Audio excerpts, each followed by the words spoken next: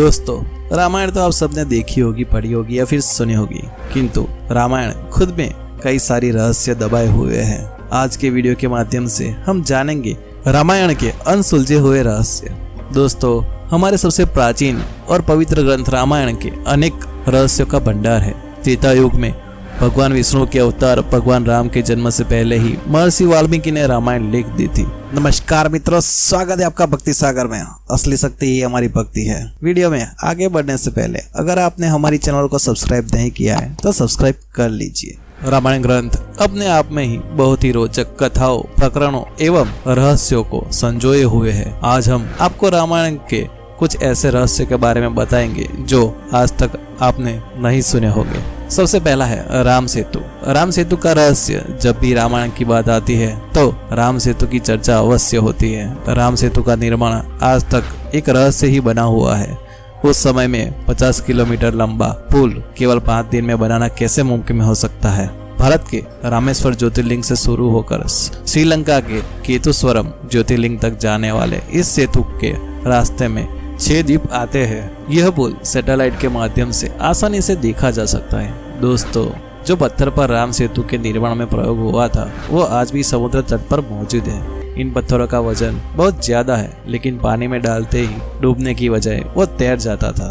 आश्चर्य की बात तो यह है कि उस समय में इतना बड़ा पुल के निर्माण के लिए कौन सी टेक्नोलॉजी का उपयोग किया होगा, यह आज तक कोई नहीं समझ पाया। दूसरा रहस्य, मेघनाद की मृत्यु। रावण का पुत्र इंद्रजीत, जिसको मेघनाद भी कहा गया है, क्योंकि उसके जन्म के समय रोने की नहीं बल्कि बादलों के गड़गड़ाने की आवाज सुनाई दी थी। मेघनाद एक बहुत ही बड़ा तपस्वी था और उसने अनेकों विद्या सीखी थी। पशुपति अस्त्र, नारायण अस्त्र और ब्रह्मास्त्र जैसे अस्त्रों को भी हासिल कर लिया था।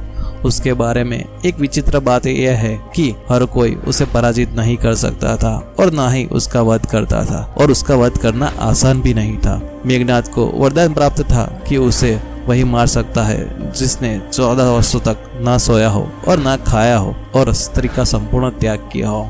इसके लिए जब भगवान राम, माता सीता और लक्ष्मण वनवास के लिए गए थे तो लक्ष्मण ने निद्रा देवी से 14 वर्ष तक न सोने का वरदान मांगा था, ताकि वो दिन में राम सीता की सेवा करते रहे और रात में पहरा देते रहे। इसके कारण लक्ष्मण जी ही मेघनाद का वध कर सकते थे, और ऐसा ही हुआ। लक्ष्मण जी ने ही मेघनाद को मारा था। तो कैसे कोई 14 साल तक बिना सोए रह सकता है, यह आज तक कोई वैज्ञानिक नहीं जान सकता। ये भी एक बहुत बड़ा अनसुलझा हुआ रहस्य है। तीसरा रहस्य, शिव धनुष। दोस्तों, इसे पिनाक धनुष्य भी कहते हैं। यह वही धनुष्य है जिसे सीता जी के स्वयंवर में भगवान राम ने उठाया था। इस धनुष का निर्माण विश्वकर्मा जी ने किया था। यह शिव धनुष्य राजा जनक के पूर्वज देवव्रत को मिला था। शास्त्र के अनुसार इस धनुष्य को उठाने के लिए लगभग 500 से भी ज्यादा व्यक्ति की आवश्यकता थी। जिस धातु से यह पिनाक धनुष बनाया गया था उसका घनत्व इतना अधिक था कि आज के समय में इस घनत्व की कोई भी धातु इस पृथ्वी पर उपलब्ध नहीं है।